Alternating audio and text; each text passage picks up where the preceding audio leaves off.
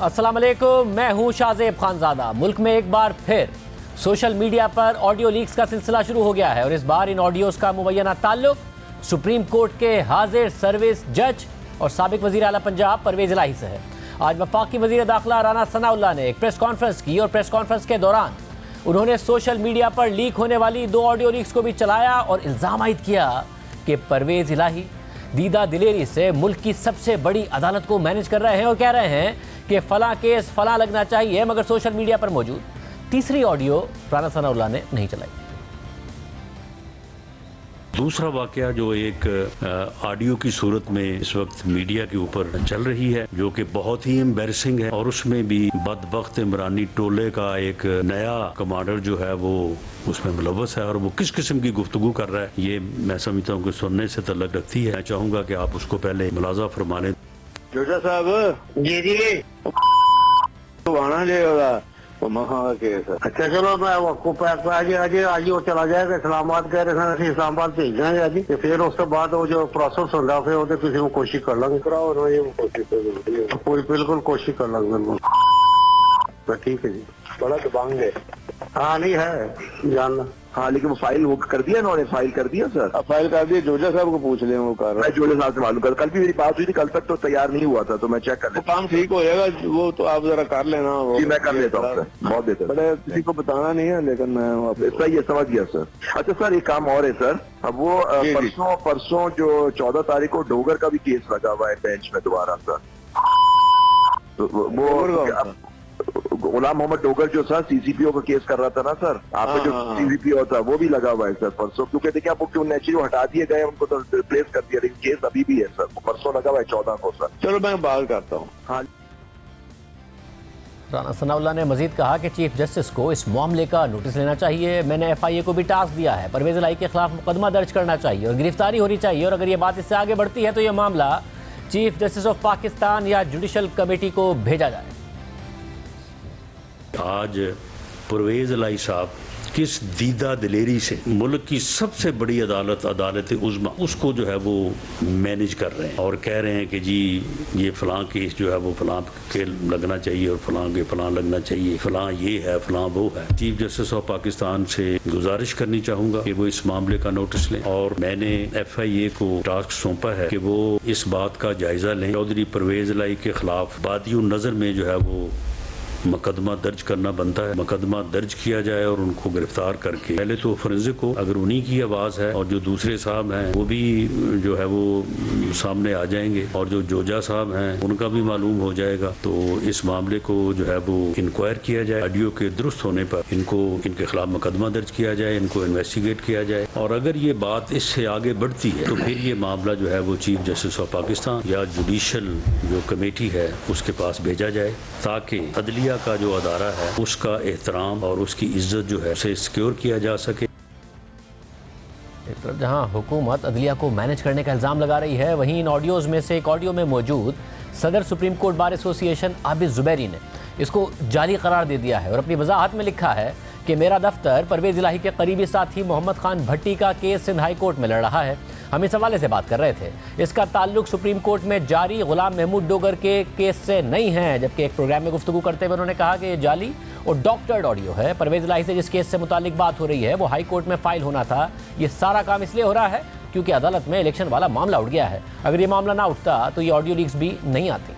हम मुसलसल कोशिश कर रहे हैं कि आबिद जुबैरी साहब हमारे साथ मौजूद हुए हों, क्योंकि वो जाली कह रहे हैं, डॉक्टर्ड कह रहे हैं, तो जो आखिर में इस ऑडियो में जुमले हैं वो क्या उन्होंने अदा नहीं किए हैं या उनको डॉक्टर किया गया है, ये कैसे मामला हुआ है? आबिद जुबैरी साहब जैसे ही हमारे साथ मौजूद होंगे उनका मौक़िफ़ हम आपके सामने रखेंगे, क्योंकि पाकिस्तान बार काउंसिल के चेयरमैन और नायब चेयरमैन ने इस हवाले से अपने संजीदा तहफ़्फ़ुज़ात का इज़हार करते हुए प्रेस रिलीज़ में लिखा है कि आला अदलिया के जजेस का रवैया और कंडक्ट न्यूट्रल और गैर जानिबदार होना चाहिए और ऐसा तासुर नहीं जाना चाहिए कि वो किसी को फ़ायदा दे रहे हैं या उनके किसी रिमार्क से ऐसा लगे कि वो किसी सियासी जमात के तर्जुमान बने हुए हैं। इससे अवाम के एतमाद को ठेस पहुँचेगी और वकला बरादरी और अदलिया के इमेज को नुकसान पहुँचेगा। उन्होंने चीफ जस्टिस से इस मामले की जामे जाँच पड़ताल और तफ्तीश का मुतालबा किया और कहा कि अगर तफ्तीश के बाद ये ऑडियो जाली साबित होती है तो इसको बनाने वालों और वायरल करने वालों के खिलाफ कार्रवाई होनी चाहिए और अगर ये मुस्तनद साबित होती है तो आर्टिकल 209 के तहत एक्शन लिया जाए। जबकि दूसरी जानिब इस ऑडियो के मरकजी किरदार परवेज इलाही ने ऑडियो की तरदीद किए बगैर कहा है कि ऑडियो में कोई गलत बात नहीं की गई। मोहम्मद खान भट्टी केस पर वकील से गुफ्तगू को टैप करके गलत रंग दिया गया। मोहम्मद खान भट्टी 10 दिन से लापता है। मोहम्मद खान भट्टी की अहलिया ने सुप्रीम कोर्ट में अपील की है। नून लीग की क़यादत अदलिया के इदारे के खिलाफ मुनज़्ज़म मुहिम चला रही है। एक तरफ ये ऑडियोज़ हैं जिनको बुनियाद बनाकर हुकूमत अदलिया और उसकी कार्रवाइयों पर संगीन सवालात कर रही है। वज़ीर आज़म के मामले खुसूसी अता तारड़ ने ट्वीट किया कि अभी ऑडियो सुनी परवेज इलाही साहब की, वो एक मुअज़्ज़िज़ जज साहब के पास केस लगवाने के हवाले से गुफ्तगू फरमा रहे थे। इसका क्या मतलब लिया जाए? क्या आज जो हुआ और चीफ इलेक्शन कमिश्नर को बुलाया गया, क्या वो सोचा समझा मंसूबा था और ये समाअत क्या किसी खास मकसद के तहत थी और सियासी लोग मुलविस थे? मगर परवेज इलाही और पीटीआई इन ऑडियोज़ को हुकूमत की जानिब से अदलिया के खिलाफ मुनज़्ज़म तहरीक का रंग दे रहे हैं। आज वज़ीर दाखिला राना सनाउल्लाह की प्रेस कॉन्फ्रेंस पर रद्द-ए-अमल देते हुए पीटीआई के रहनुमा फवाद चौधरी ने कहा कि ऐसा लग रहा है कि खुद राना सनाउल्लाह और हुकूमत के हुक्म पर आईबी ने फ़ोन टैपिंग की है और उन्हें उस वक्त रिलीज़ किया जब आज सुप्रीम कोर्ट के जज जस्टिस मज़ाहिर अली नकवी ने पंजाब में ट्रांसफ़र पोस्टिंग का नोटिस लिया। सुप्रीम कोर्ट को नोटिस लेकर राना सनाउल्लाह को तलब करना चाहिए। फवाद चौधरी ने आज सुप्रीम कोर्ट में ज़ेर समाअत CCPO लाहौर गुलाम महमूद डोगर के केस का हवाला दिया, जहां आज समाअत का रुख गुलाम महमूद डोगर के ट्रांसफ़र से अचानक हटकर पंजाब में इंतखाबात की तरफ मुड़ गया। आज जस्टिस मज़ाहिर अकबर नकवी और जस्टिस एजाजुल अहसन पर मुश्तमिल 2 रुकनी बेंच ने CCPO लाहौर गुलाम मोहम्मद डोगर के ट्रांसफ़र के मुताल्लिक केस की समाअत की। समाअत के दौरान अदालत ने पूछा कि अफसरान की तब्दीली में इलेक्शन कमीशन का क्या किरदार है। कमीशन का किरदार तो इंतखाबात के ऐलान होने के बाद होता है। इस पर एडिशनल एडवोकेट जनरल पंजाब ने अदालत को बताया कि सूबे में निगरान हुकूमत आने की वजह से इलेक्शन कमीशन से इजाज़त ली गई। एडिशनल एडवोकेट जनरल ने मजीद कहा कि आइन के मुताबिक निगरान हुकूमत आने के बाद 90 दिनों में इंतखाबात होने हैं। इस पर जस्टिस एजाजुल अहसन ने पूछा कि तो फिर बताएं इलेक्शन कहाँ है। जस्टिस एजाजुल अहसन ने मजीद रिमार्क दिए कि क्या इलेक्शन कमीशन को सुप्रीम कोर्ट के हुक्म का इल्म नहीं था? इलेक्शन कमीशन अपने काम के सिवा बाकी सारे काम कर रहा है। इसके बाद अदालत ने chief election commissioner Sikandar Sultan Raja को तलब करते हुए समाअत में वक्फा कर दिया। वक्फे के बाद समाअत के आगाज़ में जस्टिस एजाजुल अहसन ने कहा कि आइन हर सूरत 90 दिन में इंतखाबात कराने का पाबंद करता है और इंतखाबात कराना इलेक्शन कमीशन की जिम्मेदारी है। उन्होंने मजीद कहा कि मुकर्ररा वक्त में इंतखाबात ना हुए तो आइन की खिलाफ वर्जी होगी। 90 दिन में इंतखाबात के हवाले से आइन में कोई इबाहम नहीं है। शफाफ इंतखाबात कराना सिर्फ इलेक्शन कमीशन की जिम्मेदारी है। इस पर chief election commissioner Sikandar Sultan Raja ने कहा कि इलेक्शन की तारीख खुद देंगे तो आइन की खिलाफ वर्जी होगी। मुझे अपने अख्तियारात और आइनी तकाजे पर अमल करने से रोका जा रहा है। फौज से सिक्योरिटी मांगी तो इनकार कर दिया गया। अदलिया से आरोज मांगे तो उन्होंने इनकार कर दिया। इंतखाबात के लिए पैसा मांगा तो इससे भी इनकार कर दिया गया। जब इख्तियारात ही महदूद कर दिए गए हैं तो साफ और शफाफ इंतखाबात कैसे कराएं? इस दौरान अटॉर्नी जनरल ने अदालत को बताया कि ये केस लाहौर हाई कोर्ट में ज़ेर इल्तवा है। समाअत के दौरान जस्टिस मज़ाहिर अकबर नकवी ने कहा कि सुप्रीम कोर्ट के अहकामात की खिलाफ वर्जी करते हुए तबादला किया गया। गुलाम महमूद डोगर का इलेक्शन कमीशन के कहने पर ही तबादला हुआ। क्या ज़बानी अहकामात पर तबादले की बात दुरुस्त है? चीफ इलेक्शन कमिश्नर ने बताया कि चीफ सेक्रेटरी ने 23 जनवरी को फ़ोन करके तबादला करने का कहा। तहम तहरीरी दरख्वास्त पर 6 फरवरी को बाज़ाब्ता इजाज़तनामा दिया गया। तबादलों से मुतालिक सूबाई हुकूमतों को गाइडलाइंस जारी की हैं। इंतखाबात के लिए तैयार हैं और इस सिलसिले में लाहौर हाई कोर्ट से दोबारा रुजू कर रहे हैं। इसके बाद सुप्रीम कोर्ट ने इलेक्शन की राह में हायल रुकावटों से मुतालिक तफसीली रिपोर्ट और मुतल्लिका रिकॉर्ड समेत चीफ इलेक्शन कमिश्नर को कल दोबारा पेश होने का हुक्म देते हुए आज के लिए समाअत मुलतवी कर दी। लेकिन समाअत के तहरीरी फैसले में अदालत ने लिखा है कि बहस के दौरान ये मौक़िफ़ अपनाया गया कि ट्रांसफ़र और पोस्टिंग्स का बराह रास्त ताल्लुक इलेक्शन से है, जो पंजाब असेंबली की तहलील के बाद 90 दिनों के अंदर होने हैं। अदालत को यह बताया गया कि सूबे में ट्रांसफ़र और पोस्टिंग्स तो हुई हैं, लेकिन इलेक्शन की तारीख का ऐलान नहीं हुआ है, जो आइन के आर्टिकल 224 की शिक 2 की खिलाफ वर्जी है। अदालत ने अपने फैसले में मज़ीद लिखा कि क्योंकि 90 दिनों में इलेक्शन का मामला मौजूदा केस में हमारे सामने नहीं है, इसलिए हम इस हवाले से कोई भी ऑर्डर पास करने के कायल नहीं हैं। उन्होंने मज़ीद लिखा कि हम समझते हैं कि यह मामला चीफ जस्टिस पाकिस्तान को भेजा जाए, जो आइन के आर्टिकल 184(3) के तहत अपना सू मोटो का इख्तियार इस्तेमाल करते हुए अगर मुनासिब समझते हुए इस मामले पर बेंच तश्कील दें। अब मामला यह है कि पंजाब में इंतखाबात का मामला लाहौर हाई कोर्ट में पहले ही ज़ेर समाअत है और इस हवाले से लाहौर हाई कोर्ट के जज justice Jawad Hasan election commission को गवर्नर से मुशावरत करके इंतखाबात की तारीख देने की हिदायत दे चुके हैं। और इस हवाले से गुज़िश्ता रोज़ तौहीन अदालत की एक दरख्वास्त भी दायर की गई कि अभी तक तारीख नहीं दी जा रही है कि इलेक्शन कमीशन फैसले पर अमल दरामद नहीं कर रहा है, मगर उन्हीं जस्टिस जवाद हसन ने इस दरख्वास्त पर बरहमी का इज़हार करते हुए कहा था कि जल्दी क्या है। साथ ही उन्होंने दरख्वास्त मुस्तरद कर दी थी और आज ही एक रुकनी बेंच के फैसले की तशरीह के लिए गवर्नर पंजाब ने लाहौर हाई कोर्ट के 2 रुकनी बेंच के सामने दरख्वास्त दायर की, जिस पर समाअत भी हुई है। 90 दिन में इंतखाबात कराने का मामला लाहौर हाई कोर्ट में है, मगर आज सुप्रीम कोर्ट में समाअत के दौरान अचानक अदालत ने इस मामले को उठा दिया और फिर समाअत के बाद चीफ जस्टिस के पास सू मोटो नोटिस के लिए भिजवा दिया। हुकूमत भी इस हवाले से सवालात उठा रही है। इसके अलावा ऑडियो लीक्स का मामला आ गया है, जो सवाल तहरीक इंसाफ की तरफ से उठाया गया वो राना सनाउल्लाह साहब पर उठाया गया है। जो सुप्रीम कोर्ट बार के आबिद ज़ुबैरी हैं, उन साहब की भी ऑडियो में आवाज़ मौजूद है। हम दोनों का मौक़िफ़ आपके सामने रखने की कोशिश करेंगे एक ब्रेक के बाद।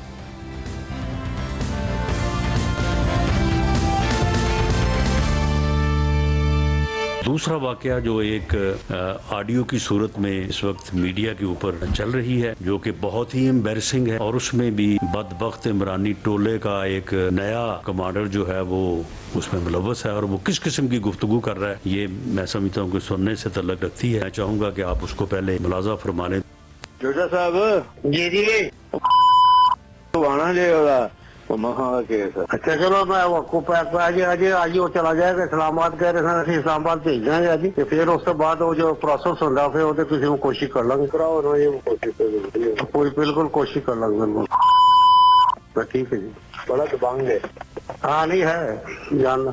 हाँ लेकिन वो फाइल वो कर दिया इन्होंने, फाइल कर दिया सर। अब फाइल कर दिए, जोजा साहब को पूछ ले, वो कर रहा मैं जोड़े साहब से मालूम कर, कल भी मेरी बात हुई थी, कल तक तो तैयार नहीं हुआ था, तो मैं चेक कर वो लेता काम ठीक हो जाएगा, वो तो आप जरा कर लेना। वो जी मैं कर लेता हूँ सर, बहुत बेहतर। बड़े किसी को बताना नहीं है, लेकिन मैं सही है, समझ गया सर। अच्छा सर एक काम और है सर, अब वो जी, जी। परसों जो 14 तारीख को डोगर का भी केस लगा हुआ है बेंच में दोबारा सर।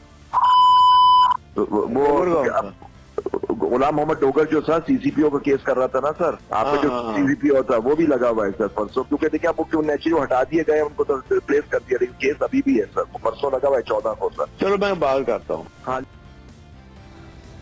इंतहाई संगीन मामला है। एक हाजिर सर्विस सुप्रीम कोर्ट जज की ऑडियो के हवाले से ऑडियो की बात हो रही है। एक तीसरी ऑडियो है जो रिलीज़ भी नहीं की गई है। आबिद ज़ुबैरी साहब जो मौजूद थे, सुप्रीम कोर्ट बार के सदर हैं, वो कह रहे हैं कि ये डॉक्टर्ड है, जाली ऑडियो है। परवेज़ इलाही साहब भी डिनाई कर रहे हैं। हुकूमत इल्ज़ाम लगा रही है परवेज़ इलाही साहब पर, मगर मैं तहरीक इंसाफ और परवेज़ इलाही साहब की तरफ से इल्ज़ाम आ रहा है हुकूमत पर कि ये सब कुछ हुकूमत की तरफ से किया गया है। फवाद चौधरी साहब ने तो बराह रास्त इल्ज़ाम राना सनाउल्लाह पर लगाया है कि इंटेलिजेंस ब्यूरो को इस्तेमाल करते हुए काम किया गया, और राना सनाउल्लाह को सुप्रीम कोर्ट के चीफ जस्टिस तलब करें सू मोटो लेकर। हमारे साथ वज़ीर दाखिला राना सनाउल्लाह साहब मौजूद हैं। राना साहब बहुत शुक्रिया। राना साहब ज़ाहिर है ये ऑडियो आई ट्विटर पर, और उसके बाद आपने प्रेस कॉन्फ्रेंस की, उसमें सुनाई, जो जज साहब का नाम है वो आपने जो ऑडियो सुनाई उसमें म्यूट किया हुआ है, मगर वो नाम लिया, आबिद ज़ुबैरी साहब ने भी वो नाम लिया, फवाद चौधरी साहब ने भी। कह रहे हैं कि आपने ये साजिश की है, आईबी के तहत ये पहले रिकॉर्ड कराई, और फिर जब वो मामला टेकअप हो गया 90 दिनों में इलेक्शन का, जो कि आज ही समाप्त हुई, तो फिर उसके बाद आप लोगों ने ये रिलीज़ की है। चलें शाहजेब, इसका जो है ये भी फैसला हो जाएगा, ये भी बात इंक्वायरी और इन्वेस्टिगेशन में आ जाएगी कि किसने रिकॉर्ड की, आया किसी ने रिकॉर्ड करवाई है या किसी ने ख़ुद की है। लेकिन मामला ये है कि ये गुफ्तगू क्या हुई है। अगर ये गुफ्तगू हुई है तो फिर इसके किरदारों को तो सज़ा हर कीमत पे मिलनी चाहिए। अगर किसी ने गैर कानूनी तौर पे रिकॉर्ड किया तो ठीक है, उसके हिस्से में जो सज़ा आती है उसे भी मिल जाए। एक बैंक लूटने वाला डाकू ये तो नहीं प्ली ले सकता कि जी क्योंकि आपने बताया ही नहीं था, मुझे पता ही नहीं था कि आपने वहाँ पे सीसीटीवी कैमरे लगाए हुए हैं, तो लिहाजा ये शहादत जो है ये मेरे ख़िलाफ़ इस्तेमाल नहीं हो सकती। मामला ये है कि चौधरी परवेज़ इलाही बताएं कि ये गुफ्तगू उन्होंने की है या नहीं की। आबिद ज़ुबैरी साहब ने बताएं कि उन्होंने गुफ्तगू की है या नहीं की। अब अगर ये गुफ्तगू हुई है तो ये तो पाकिस्तान के सबसे बड़े अदारे को या तो यानी मलाइन करने वाली उसके ख़िलाफ़ साजिश है, तो या फिर जो है अगर हकीकत है तो फिर उसके जो कॉन्सिक्वेंसेस हैं वो फिर सामने आने चाहिए। इस तरह से तो काम नहीं चल सकता। मगर राज साहब, इसमें मसला है कि आबिद ज़ुबैरी साहब जिनकी वो ऑडियो सामने आ रही है, वो कह रहे हैं कि एक केस जो है भट्टी का वो तो सिंध हाई कोर्ट में जो कि उनको ऑफिस देख रहा है, उस हवाले से बात हुई। बाकी वो कह रहे हैं सब डॉक्टर्ड है। अब ज़ाहिर है हम कोशिश करें कि आबिद ज़ुबैरी साहब हमारे साथ इस वक्त प्रोग्राम में मौजूद हो और हम उनसे पूछ सकें कि वो जुमले उन्होंने अदा किए हैं नहीं किए हैं, वो कैसे डॉक्टर्ड है। मगर वो कह रहे हैं आप तैयार हैं फॉरेंसिक कराने के लिए? नहीं, चौधरी परवेज़ इलाही साहब तो शाहजेब उन्होंने तो तस्लीम कर लिया है, उन्होंने तो इसको चैलेंज नहीं किया, उन्होंने तस्लीम किया है, लेकिन ये मौक़िफ़ इख्तियार किया है कि जी इसमें कोई गलत बात नहीं है। बाकी ये चैलेंज करें तो इसका फॉरेंसिक ऑडिट जो है वो जहाँ से कहें, दुनिया के जिस हिस्से से कहें करवा लेते हैं, और इस बात को भी इंक्वायर कर लेते हैं कि ये रिकॉर्ड कैसी हुई और ये सोशल मीडिया पे कहाँ से आई, ये भी देख लेते हैं। मगर अभी तक कुछ नहीं पता आपको कि कैसे रिकॉर्ड हुई, किसने रिकॉर्ड की, कैसे आई, या फिर कम से कम आप इतना मान रहे हैं कि हाँ की होगी हमने रिकॉर्ड, मगर हमारा गुनाह इतना बड़ा नहीं है जो ऑडियो के अंदर गुनाह की बात हो रही है, आप ये कह रहे हैं? जी, मैं फ़िलहाल तो मैं ये कह सकता हूँ कि इसके रिकॉर्ड करवाने में जो है वो जो मुझ पे इल्ज़ाम है ये कतई गलत है, और मैं इसे इंशाल्लाह अगर इस बारे में कोई भी इंक्वायरी होती है किसी लेवल पे भी, जुडिशल हो या एग्जेक्टिव हो, मैं ये बात साबित कर सकता हूँ और मैं ये साबित करूँगा। और आप लेकिन आपने वो एक और ऑडियो जो कि ना हमने जुर्रत की है कि उसको जो है वो प्ले करें, ना मैंने उसका ज़िक्र किया है, वो सोशल मीडिया पे तो चल रही है, आपने भी देखी होगी, सुनी होगी, और शायद आप भी उसका ज़िक्र ना करना चाहें। उसमें जितनी ख़तरनाक बात है, मोहम्मद ख़ान भट्टी जो है वो कहाँ पे पहुंचा हुआ है और कहाँ पे जो है वो परवेज़ इलाही साहब जा रहे हैं, अगर उसकी फोरेंसिक हो और वो दुरुस्त साबित हो जाए तो फिर आप मुझे बताएं। राज साहब अगर क्यों कह रहे हैं कोई क्यों कर जो है वो खामोशी इख्तियार की जा सकती है, मगर अगर क्यों कह रहे हैं आप? इसके फॉरेंसिक और तहकीकात होनी चाहिए, मगर अभी कैसे होगी? आप खुद भी चाह रहे हैं, क्योंकि सुप्रीम कोर्ट के चीफ जस्टिस ने सुमोटो का मुतालबा तो किया है तहरीक इंसाफ ने, वो सुमोटो ले लें, आप उस तहकीकात के लिए भी तैयार हैं, वो फॉरेंसिक का हुक्म दें, वो सारी तहकीकात करें? नहीं, ये मुतालबा जो है वो मैंने भी किया है, और इस मुतालबे की अगर चीफ जस्टिस ऑफ पाकिस्तान जो कि बहुत ही एक ऑनरेबल जज और बहुत अच्छे इंसान हैं, मैं उन्हें उस वक्त से जानता हूं जब वो लाहौर हाई कोर्ट के चीफ जस्टिस थे, अगर वो ये मुनासिब समझे, और मैं समझता हूं कि उन्हें मुनासिब समझना चाहिए, वो सो मोटो नोटिस लेके इनका फोरेंसिक करवाएं और इस बात की भी तहकीकात करवा लें कि क्यों किसी ने रिकॉर्ड की है, लेकिन किसी के इल्लीगल या लॉ के तहत रिकॉर्ड ना करने की बुनियाद के ऊपर ये फैक्ट जो है ये तो नहीं छुपाया जा सकता। अच्छा, मगर अभी इससे जुड़े हुए कुछ और फैक्ट्स भी हैं, वो भी फिर सामने जो है वो आ जाएंगे और उनको भी सामने लाया जाएगा, और इससे जो है वो सारी सूरत हाल मैं समझता हूँ कि ऐसी वाज़े हो के सामने आएगी कि उस पर शायद आपको फिर कई प्रोग्राम करने पड़े। मगर साहब मसला है कि आपकी जमात ने सवाल उठा दिया है। अताउल्लाह तारड़ साहब ने आज कहा कि अभी ऑडियो सुनी परवेज़ इलाही साहब की, वो एक मौजिज़ जज साहब के पास केस लगवाने के हवाले से गुफ्तगू फरमा रहे थे। इसका क्या मतलब लिया जाए? क्या आज जो हुआ और चीफ इलेक्शन कमिश्नर को बुलाया गया, जो कि आज सुप्रीम कोर्ट में बुलाया गया, और जिन जज साहब के हवाले से नाम लिया है फवाद चौधरी साहब ने और आबिद ज़ुबैरी साहब ने और ऑडियो का तस्करा किया है, वो जज साहब उस बेंच में मौजूद थे, उसके बारे में तारड़ साहब कह रहे हैं क्या वो सोचा समझा मंसूबा था और ये समात क्या किसी खास मकसद के तहत थी, और क्या सियासी लोग मुलविस थे? फिर आबिद ज़ुबैरी साहब कह रहे हैं कि क्योंकि आज वो समात हुई इसलिए ये ऑडियोज़ लीक की गई। तो सब कुछ इस वक्त जो फोकस है, अगर आप लोग एतराज़ उठा रहे हैं बेंच के ऊपर या जज साहब के ऊपर, तो वो भी आज के केस से मुताल्लिक है। अगर आबिद ज़ुबैरी साहब या फवाद चौधरी साहब या तहरीक इंसाफ एतराज़ उठा रही है आप लोगों पर इस ऑडियो लीक के हवाले से, तो वो भी आज की समात और आज के बेंच के हवाले से।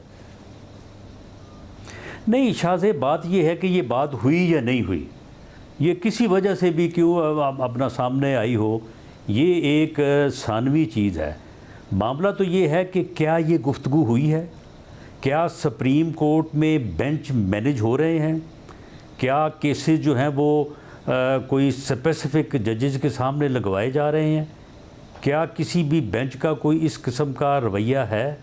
मामला तो ये है ना जो कि इंसाफ से बराह रास्त तल्लुक़ रखता है। तो आपने बहुत सारे देखने वाली बात तो ये है। और वो जो तीसरी जिस वीडियो की मैं जिसकी तरफ इशारा कर रहा हूँ, लेकिन मैं नहीं समझता कि उसको जो है वो हम इस तरह से प्रोग्राम में डिस्कस कर सकते हैं। उसमें तो बात ही और है, और अगर वो बात सही है तो फिर आप खुद ही समझें कि फिर ये बात कहाँ पे जाके रुकती है। इसीलिए मैंने उस पे बात करने की बजाय या उस ऑडियो को चलाने की बजाय मैंने रिक्वेस्ट की है चीफ जस्टिस ऑफ पाकिस्तान से कि वो इसको जो है वो इसके ऊपर सो मोटो नोट्स लें, फिर वो ऑडियो जो है उनको बल्कि सुन ली होगी उन्होंने अभी तक, तो वो सुन लें। फिर उसके बाद अलावा पार्लिमानी कमेटी ऑन जजेस अपॉइंटमेंट है, उसका मैं मेंबर हूँ। उस हवाले से भी कुछ हक़ाइक़ हैं जो मैं चीफ जस्टिस ऑफ पाकिस्तान के साथ ही सिर्फ शेयर कर सकता हूँ, और मैं उनका ख़ुद ज़ाती तौर पे जो है वो मैं शाहिद हूँ या मैं गवाह हूँ।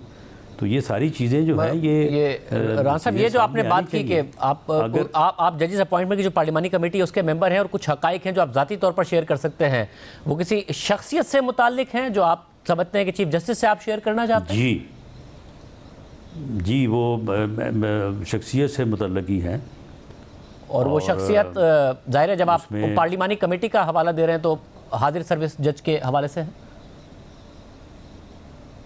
जी बिल्कुल, लेकिन ये बात मैं क्योंकि अदलिया की इज़्ज़त, अदलिया का एहतराम मुझे भी मलहूज़ ख़ातर है, सब के मलहूज़ ख़ातर होना चाहिए। और अगर शाहज़ेब ये उस ऑडियो की जो है वो इंक्वायरी हो जाती, उसका जो है वो फोरेंसिक एनालिसिस हो जाता, उसमें जो विक्टिम था उसे आज इंसाफ मिल चुका होता, तो शायद ये वाक़यात बाद में होते ही ना, ये रुक जाते, लोग मैनेज करना छोड़ देते। ये किस ऑडियो का हवाला दे रहे हैं राना साहब? वो अरशद मलक मरहूम की जो ऑडियो थी, जो मियाँ नवाज शरीफ साहब को सज़ा देने से मुतल्लिक थी, वो अल्लाह को प्यारा हो गया, अल्लाह ताला उसके गुनाह माफ़ करे। अगर ये उसके ऊपर भी हमने मुतालबा किया था, PMLN ने मुतालबा किया था, मरीम नवाज़ साहबा ने मुतालबा किया था, उन्होंने वो ऑडियो जो है वो पेश की थी और उन्होंने कहा था कि इसके ऊपर जो है वो इंक्वायरी हो। अगर वो इंक्वायरी हो जाती और उस वक्त ही कोई जो है वो रेक्विजिट एक्शंस ले लिए जाते, तो शायद ये आज ये जो है वो हमें ना देखना पड़ता और ये सूरत हाल ही ना होती, लोग छोड़ देते हैं। मगर राना साहब देखिए, वो तो ये तो ऑडियो हैं, ये तो 3 अदद ऑडियोज़ हैं, शायद जो शेयर की गई सोशल मीडिया पर उसमें ये हिंट भी दिया गया कि शायद और भी ऑडियोज़ आ सकती हैं, मगर वो तो वीडियो थी अरशद मलिक साहब की। जब उस पर कोई हुआ नहीं नोटिस, जो आप लोगों की डिमांड थी, अगर इस पर सू मोटो नहीं होता तो आप लोग क्या खुद कोई तहकीकात, कोई फॉरेंसिक हुकूमत में आप वो कराएंगे, या आप चीफ जस्टिस ही की तरफ देख रहे हैं कि वो तहकीकात भी कराएं और आप ज़ाती तौर पर भी उनको कुछ एविडेंस देना चाहते हैं, अगर वो आपसे मुलाकात करके वो एविडेंस लेना चाहें किसी एक खास हाजिर सर्विस जज के हवाले से जो आप कह रहे हैं? जी, हम इसकी फोरेंसिक करवाएंगे और फोरेंसिक करवाने के बाद जो है वो हम इसकी जो भी रिपोर्ट हुई, अगर यानी नेगेटिव हुई, पॉजिटिव हुई, हमारा ये आपस में ये इसके ऊपर बात हो रही है, लॉ डिवीज़न से भी जो है वो इसके ऊपर राय ले रहे हैं। तो मेरा ये ख्याल है कि मैं ज़ाती तौर पे जो है ये चाहूँगा कि चीफ़ जस्टिस ऑफ पाकिस्तान को पेश किया जाए, उनको इसके ऊपर एतमाद में लिया जाए। लेकिन एक्शन जो है वो मैं समझता हूँ कि चीफ़ जस्टिस ऑफ पाकिस्तान की इजाज़त या उनकी अप्रूवल के बगैर शायद करना जो है ये मुनासिब ना होगा। तो इसका फोरेंसिक करवाएंगे, इसकी हकीकत का मालूम करेंगे और उसके बाद अगर चीफ़ जस्टिस साहिब ये मुनासिब समझें तो इसका ये भी पता चलाया जाए, भले उसको उसके ऊपर एक्शन क्या होना है क्या नहीं होना ये तो वो मुनासिब समझेंगे कि ये कैसे ये टैप कैसे हुई, किसने की और किस तरह से जो है ये सोशल मीडिया पे आई। क्योंकि सोशल मीडिया पे जब कोई चीज़ आ जाती है तो फिर तो पता तो नहीं चलता कि ये कहाँ से शुरू हुई है कहाँ से नहीं, लेकिन उसकी डिटेल में अगर जाएँ तो किसी ना किसी जगह पे कोई ना कोई अंदाज़ा जो है वो हो जाता है। मगर साहब, आप वज़ीर दाखिला हैं, आपने अगर प्रेस कॉन्फ्रेंस की है और ज़ाहिर है उसमें ऑडियो सुनाई है, नाम कुछ म्यूट किए हैं, और मैं जैसा कि कह रहा हूँ कि फवाद चौधरी साहब ने और आबिद ज़ुबैरी साहब ने तो खैर नाम ले ही दिए हैं, तो आपको अंदाज़ा है इस बात का कि अगर ये सब गलत साबित हुआ तो आपके ऊपर अदालत को स्कैंडलाइज करने का एक पूरा केस बन सकता है, जिसका मुतालबा किया जा रहा है इस वक्त अपोजिशन की तरफ से? नहीं, इसमें जो ये अपना ऑडियो जो है वो सोशल मीडिया पे मेरे प्रेस कॉन्फ्रेंस करने या मेरे बात करने से तो पहले कई घंटे पहले की जो है वो चल रही है, वो तो फिर जिसने चलाई है उसने स्कैंडलाइज किया है। मैंने तो इसकी निशानदेही की है, मैंने इसकी निशानदेही की है और मैंने चीफ जस्टिस ऑफ पाकिस्तान से ये हम्बल सबमिशन की है कि ये जो चल रहा है इसके ऊपर जो है वो उनको सो मोटो नोटिस जो है वो लेना चाहिए। और इसके ऊपर आपके इल्म में है कि इस तरह की एक ऑडियो जो है वो चंद साल पहले भी चली थी, तो उसके ऊपर एक्शन शुरू हुआ था, लेकिन फिर वो जजेस जो उसमें जो है वो शामिल थे उन्होंने रिज़ाइन कर दिया था, तो इसलिए मेरा ख्याल है उस वक्त भी वो एक्शन जो है वो अपने हतमी नतीजे पे नहीं पहुंचा था। बस अब तो क्या जिन जज साहब का ऑडियो में जिक्र है उनके अलावा किसी जज के बारे में आपके पास हकाइक हैं जो आप चीफ जस्टिस साहब से शेयर करना चाहते हैं, या उन्हीं के बारे में? नहीं, मैं जब ये बात कह रहा हूँ कि मैं चीफ जस्टिस साहब से ही ये मैं शेयर करूँगा तो उसकी तफसील या उसकी निशानदेही करना तो मुनासिब नहीं होगा। और मैं एक बुनियादी तौर पे एक वकील हूँ, तो इसलिए मैं अदालत के एहतराम के ऊपर जो है वो यकीन रखता हूँ। और मैं समझता हूँ कि जब तक अदलिया जो है वो इंसाफ करेगी या इंसाफ उसने करना है, तो इन चीज़ों का जो है वो कतई तौर पे हवाला जो है वो ख़ास तौर पे आला अदलिया के ऊपर तो बिल्कुल नहीं आना चाहिए। राणा साहब, आज जब हुआ ये कि आज ज़ाहिर CCPO लाहौर जो हैं साबिक, उनके हवाले से उनकी ट्रांसफ़र के अगेंस्ट एक केस की समाअत थी, उसमें फिर अचानक हमने देखा कि चीफ इलेक्शन कमिश्नर साहब को बुलाया गया, फिर 90 दिन के अंदर इलेक्शन का मामला उठ गया, फिर सू मोटो का लिख दिया गया है मोजेस बेंच की तरफ से, जिस पर ज़ाहिर बाद में ऑडियो आ गई तो अताउल्लाह तारर साहब ने सवाल उठाया कि आज जो हुआ और चीफ इलेक्शन कमिश्नर को बुलाया गया, क्या वो सोचा समझा मंसूबा था? ये जो सवाल है और ये जो कंसर्न है अताउल्लाह तारर का, क्या ये जमात का कंसर्न है? आप इसको शेयर करते हैं? बहरहाल जमात ने खैर इस बारे में कोई मीटिंग तो नहीं की। प्राइम मिनिस्टर साहब आज मुल्क से बाहर हैं और पंजाब का और PMLN का कोई इस बारे में इजलास भी नहीं हुआ, तो इसलिए ज़ाती राय जो है वो मेरी भी हो सकती है, किसी और की भी हो सकती है। लेकिन देखना तो ये है ना कि जिस राय का इजहार किया जा रहा है क्या वो रेलेवेंट है या नहीं है। तो रेलेवेंट तो बनती है, यानी आज के जो है वो हालात में ये चीज़ जो है इसकी रेलेवेंसी तो है। इससे पहले बाबा रहमत साहब के हवाले से भी चीज़ें सामने आई थी, तो उनको अगर उस वक्त जो है वो उनको देख लिया जाता तो शायद ये चीज़ें जो हैं ये रुक जाती। यानी जो लोग रिटायर हो जाएं कि उनके मतलब की जो है वो सारी बात होनी चाहिए। इस तरह से तो मैं नहीं समझता कि कोई अदारा जो है वो अपनी इज़्ज़त को जो है वो पूरी तरह से जो है वो कायम रख सकता है। इन चीज़ों का जो है वो नोटिस होना चाहिए और अदलिया से मुतल्लिक़ मामलात का नोटिस जो है मैं समझता हूँ कि जो मोस्ट रेलेवेंट अथॉरिटी है वो चीफ जस्टिस ऑफ पाकिस्तान है। आप चीफ जस्टिस साहब से मुतालबा तो कर रहे हैं इसकी तहकीकात के हवाले से, मगर क्या इसके अलावा भी मुतालबा होगा आपका, हुकूमत का या जमात का, कि जो बेंच हैं जब तश्कील हो उनकी जो नोयत हो मुकदमात की, उसमें क्या जजेस के हवाले से कोई एतराज़ या कोई मुतालबा आपका होगा? मैं एक वकील के तौर पे ये समझ सकता हूँ कि ऐसी सूरत में जो बेंच है जो इन केसेस को जो है वो समाअत कर रहा है, उन मोअज़्ज़ज़ जजेस को उस बेंच में नहीं बैठना चाहिए। जिनके ऊपर सवाल उठा या ऑडियो में सवाल उठा या नाम लिया फवाद चौधरी साहब ने, आबिद ज़ुबैरी साहब ने, उनको या किस जिन पे यानी जिन पे सवाल उठा, मैं समझता हूँ कि किसी को मुतालबा करने की नौबत आनी ही नहीं चाहिए। जो आला अदलिया की और मुअज़्ज़ज़ जजेस की जो रवायत रही हैं, ये तो खैर बात कुछ थोड़ा ज़्यादा हो गई है। इससे कोई 100 दर्जे नीचे भी बात हो तो जजेस साहबान जो हैं वो फिर उस बेंच में या उस काज को का फ़ैसला करने या सुनने में नहीं बैठते। वैसे मुझे साथ में भी बताइएगा, इमरान खान साहब ने ख़त लिखा है सदर आरिफ अलवी साहब को जनरल बाजवा के हवाले से कि उन्होंने हल्फ की खिलाफ वर्जी की। आपके पास तो खुद अपनी एक लंबी चार्जशीट है नवाज शरीफ साहब के पास कि जो कुछ जनरल बाजवा ने किया, ज़ाहिर उनका जो 6 साल का दौर है उसने जो डैमेज किया है मुल्क को, जो नुकसान पहुंचाया है मुल्क को, आपके तो हम आवाज़ हो गए हैं इमरान खान साहब इस हवाले से। आप समझते हैं कि हल्फ की खिलाफ वर्जी करने के हवाले से उनके खिलाफ कार्रवाई होनी चाहिए? वो तो खुद एतराफ़ कर चुके हैं जनरल बाजवा साहब इस हवाले से बहुत मुतादिद दफ़ा सियासत में मुदाखलत के हवाले से। जी बिल्कुल जो है ये होना चाहिए, लेकिन ऐसा तो नहीं है ना कि एक मुजरम, एक चोर जो है वो उठ के मुतालबा करे कि बाकियों को पकड़ के उनको सज़ा दो। ये लोग जो 2017 में होने वाली साजिश के ज़िम्मेदार हैं, जिन्होंने अच्छे भले मुल्क को चलते हुए को जो है वो एक साजिश के तहत जो है उस वक्त के वज़ीर आज़म को जो है वो निकाला और इसको जो है वो मुल्क के ऊपर मुसल्लत किया, तो उसमें ये ख़ुद भी शामिल था और इसके अलावा 4 लोग और थे इन पांचों के ख़िलाफ़ जो है वो मुकदमा चलना चाहिए और इनको जो है वो निशाने इबरत बनाना चाहिए।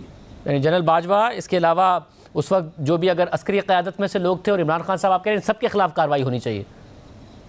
जी बिल्कुल, नहीं तो फिर जो इमरान खान साहब कह रहे हैं तो उसमें सभी शामिल है ना। बाजवा साहब अकेले तो नहीं सारा कुछ करते रहे, और उसका बेनिफिशरी जो है वो इमरान खान खुद है।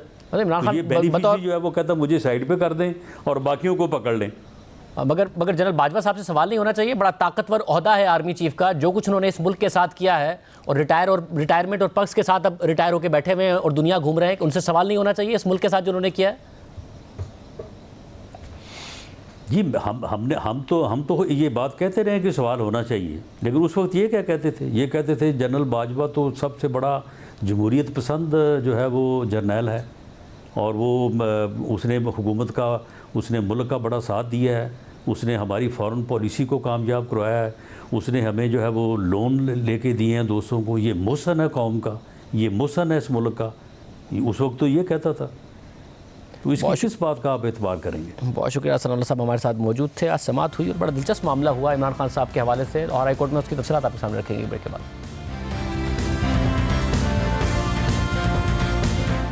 इमरान खान गिरफ्तार होंगे या उन्हें जमानत मिलेगी? कल की तरह आज भी ये सवाल सबसे बड़ी खबर बना रहा।